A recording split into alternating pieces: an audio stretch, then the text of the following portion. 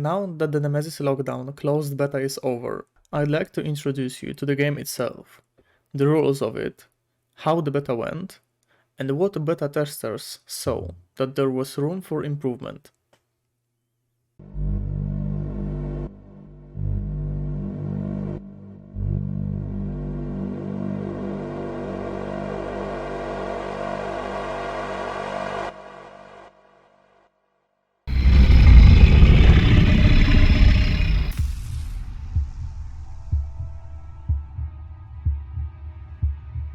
Nemesis Lockdown is a semi-cooperative game where you and other players have to survive in Martian base that has been infested by alien life forms.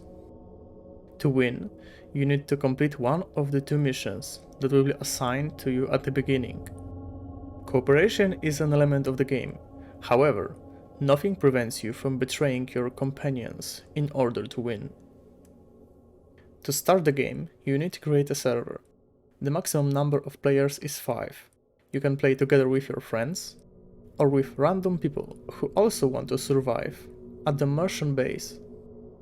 After you start, you will be presented with your 2 tasks.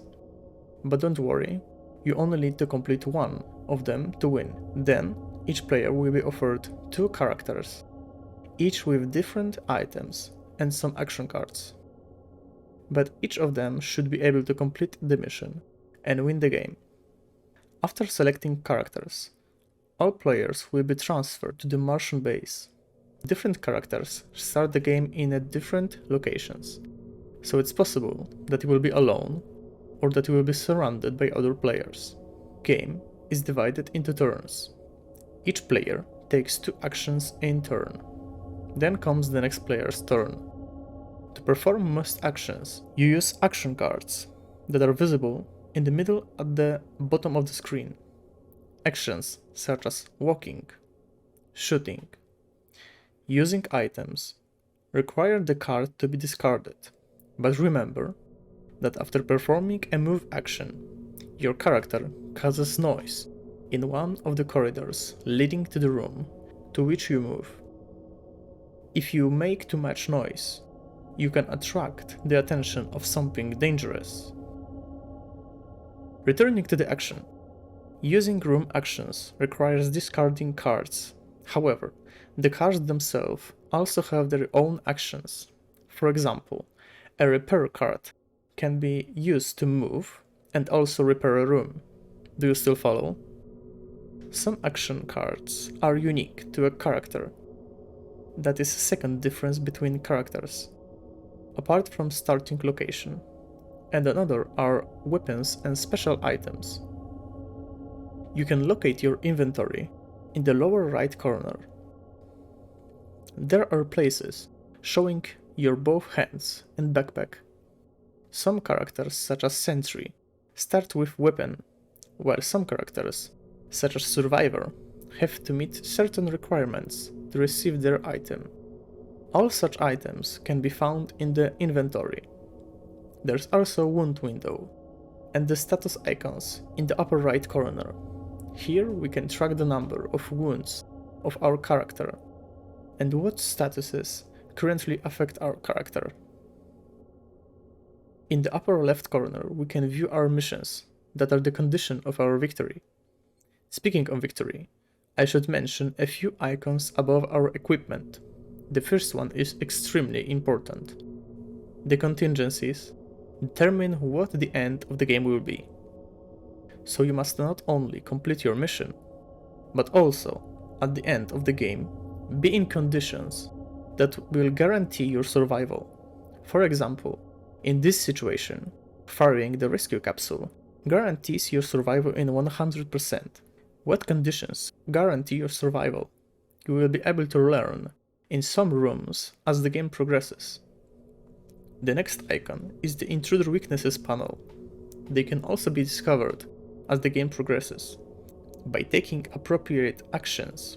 However, these weaknesses are only applicable by characters with enough knowledge points that can also be developed during the game. It gets complicated, right? The next icon is the Computer Action panel.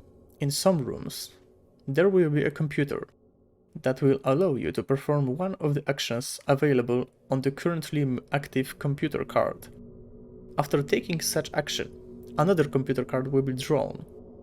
Some of these actions are very useful, so it's worth checking what you can do. The last icon that is important for the game is the crafting icon.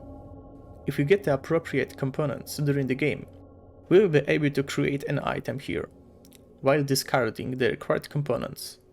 The other three icons at the edge of the screen are not that important, although the middle one allows you to access the wiki. If at some point in the game you feel lost, you can look for a solution or hinder. Above the whole panel there is a log, in which throws, events, and everything that may be important to us in the game is gonna be saved. In the lower left corner, we can follow the progress of the round, which players are next in the queue, and who have already passed. There's also a chat and voice chat. At the very top of the screen, when you hover your cursor over the arrow, the game progress will appear. We can follow the current turn here, when the base energy is lowered, and which capsules were fired. However, the last and probably the most used icon is the map, which can be called by clicking M. On the map, we can check what rooms have been discovered. Where are other players? Where are aliens? What is the status of the rooms? And whether a given section is currently powered, which makes a lot of difference, because in the dark, many devices don't work. It's harder to hit an alien. Everything is much more difficult. During each turn, each player draws up to 5 cards and performs alternately 2 actions. To finish your whole turn, click Pass. I should mention at this point that it is a good habit to leave 1 card for yourself. I will explain why. After each player passes, there is an event phase, in which the aliens attack and random events take place on the ship. Capsules are fired, etc. In this phase, whether or not enemy attacks you is determined by how many cards you still have in your hand. During the game, I would personally highlight 2 key moments: the moment when the first alien appears, and the moment when the first player dies. When an alien appears, each player will be forced to choose one of the 2 available missions, while when a first player dies, isolation is opened. Isolation opens spontaneously in the 9th turn, so don't worry if you play alone. The game will allow you to enter isolation room. I will not go into details for each element of the game. I am sure that with the help of the wiki and few games you will find out how to use action cards and rooms well. The game may seem complicated, however you can trust me that after few games you will understand most of the mechanics. Moving on to the course of the beta itself. It started 1 day later than planned, however, the developers wanted to make sure that everything would work. But as we know, beta tests are beta tests, and there were bugs, crashes, and misspellings. But all such errors were reported in the created Discord, and the developers were very grateful for it. On the first days, you could often play with developers who were very curious about the players' thoughts. Some also shared with me some interesting facts about creating the game, which I recorded, and it is available in one of the videos. My overall impression of the beta testing is very positive. Some bugs and inconsistencies are very forgivable, because the game itself looks great, and seeing the developers' commitment to the gameplay and the community bodes well for the future of this game. As beta testers, we were also asked to comment on the gameplay. Some noticed that some elements were happening too quickly, or were not too readable.